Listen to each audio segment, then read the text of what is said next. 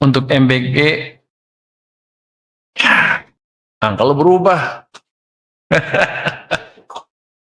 Untuk MBG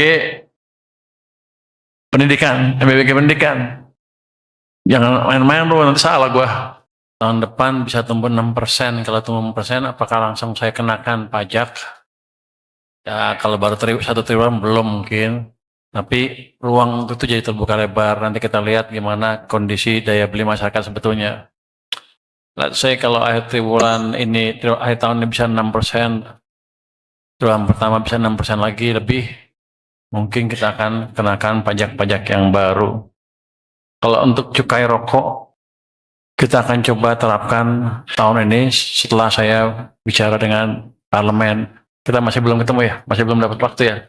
Setelah ini kan, setelah 17 Agustus ini, baru kita ketemu DPR, parlemen untuk memastikan cukai rokok. Tujuannya supaya yang ilegal bisa masuk ke legal, sehingga saya bisa nutup semua yang ilegal setelah itu.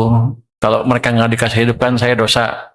Tapi kalau saya kasih ruang untuk hidup, terus yang ilegal betulan saya pukul, saya nggak dosanya nggak banyak-banyak amat lah. Dari Kompas, belanja apa tadi ya? Belanja apa? Pendidikan. Oh, belanja pendidikan. Aku lupa ya. Jelas tadi dijawab sana. Oh. Apa aja tadi pertanyaannya? Lupa, gue lupa. BG berapa? Detailnya ini cuma ada pembagian, detailnya cukup rumit, cuman yang saya tahu adalah untuk pendidikan yang kita kasih adalah tadi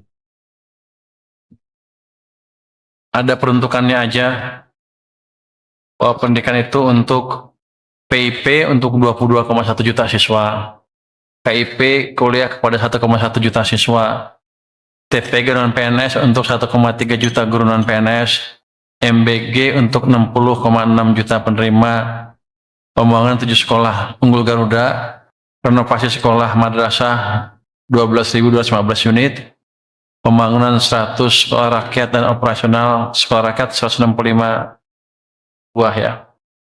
BOS untuk 54,2 juta siswa, BOP PAUD untuk 6,3 juta peserta didik, TPG ASND untuk 1,7 juta guru di sekolah, Tamsil ASND untuk 20,7 ribu guru di daerah, BOP untuk 148 museum dan taman budaya.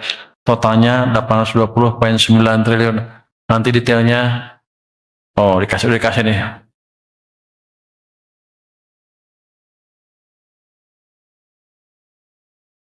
Baru diisi. Jadi yang PIP tadi 22,1 juta itu jumlahnya 15,9 triliun. Untuk KIP kuliah untuk 1,1 juta mahasiswa itu 17 triliun. Untuk TPG non PNS, untuk MBG, angka lo berubah. Untuk MBG pendidikan, jangan main-main bro, nanti salah gua. Nanti deh itu. Untuk pembangunan 7 sekolah unggul 2,7 triliun, untuk renovasi sekolah dan madrasah itu 18,2 triliun, untuk pembangunan 100 SR dan operasional 166 SR itu sebesar 32,9 triliun.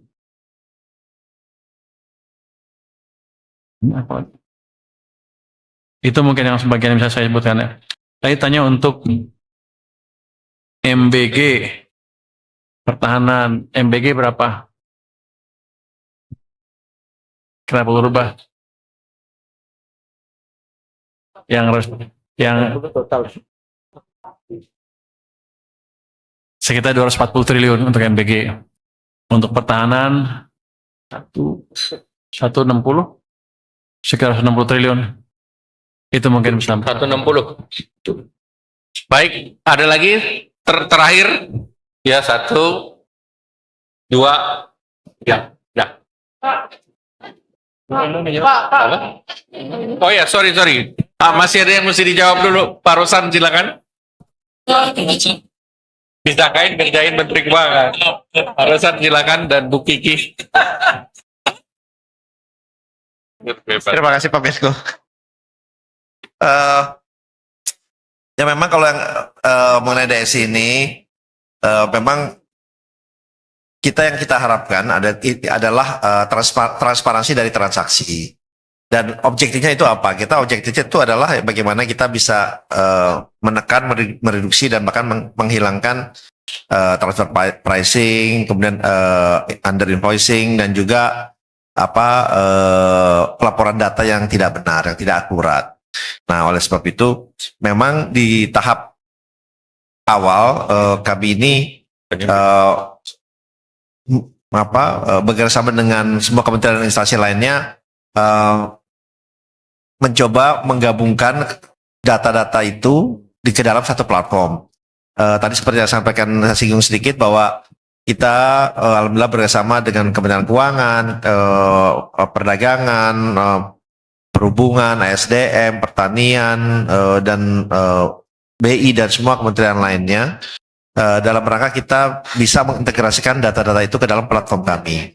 Sehingga kami bisa melihat, menganalisa, mengevaluasi setiap harinya dari titik poin mana saja ekspor itu dijalankan dari segi kuantiti, volume, sehingga kita bisa mengetahui secara pasti berapa besarnya dari nilai jumlah, kemudian penerimaan pajaknya, kemudian nilai ekspornya dan yang lain-lain. Memang kami sejauh ini sudah menganalisa kurang lebih 6.500 transaksi yang ada sejak dari bulan Juni. Dari bulan Juni ada 6.500 transaksi yang jumlahnya kurang lebih 14 miliar dolar. Dan